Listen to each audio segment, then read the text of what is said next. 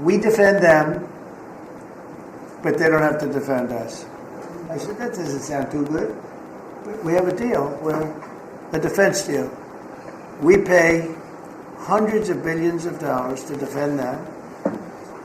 But if for any reason, in other words, we pay all the money. They don't pay anything. But if we're ever attacked, they don't have to do a thing to protect us. I said, oh, that sounds like a wonderful deal. So that's just one out of thousands.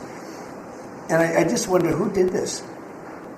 And it's people that either hate our country or didn't care, an expression that you use. I think it's really a lot of them didn't care. It's just hard to believe how bad they are. Now that's a little bit of a defensive deal, but I'm talking about trade deals, the same thing.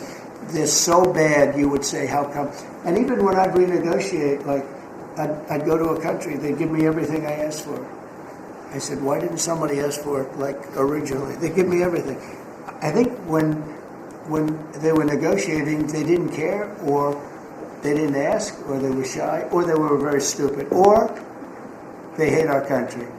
Yeah, go ahead, Jeff. You were speaking about Japan. Can you clarify what your vision is for U.S. Steel? You referenced it yesterday, but there were some questions about what you actually want to see happen with that. U.S. Steel is going to do very well now because of tariffs, and I don't know why they even need a deal, but the only thing is U.S. Steel, if you go back 80 or 90 years, that was a behemoth in this. That was our biggest, most... If we were around, we would have been very proud of it. Today we have different types of companies that are big.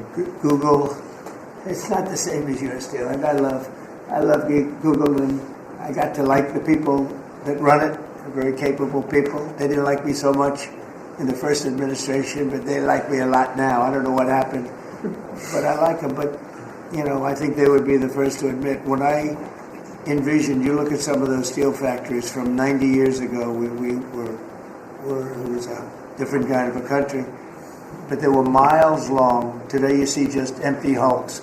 Those hulks are going to be filled up very soon because of what I'm doing with tariffs. It was a different kind of a thing. But if I didn't do that in the my first term, if I didn't put tariffs on, we would have, because China and others were dumping steel, billions of dollars of steel. Our steel companies were all closing. Every factory. We wouldn't have one steel plant open. And now we have a steel industry that's doing very well, but soon it's going to be thriving, really thriving. And those factories are going to be filled up, but more importantly, they're going to build brand new ones.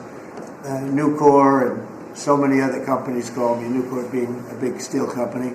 They're building massive new steel plants, and it's great. And likewise, car companies. We have many, many car companies.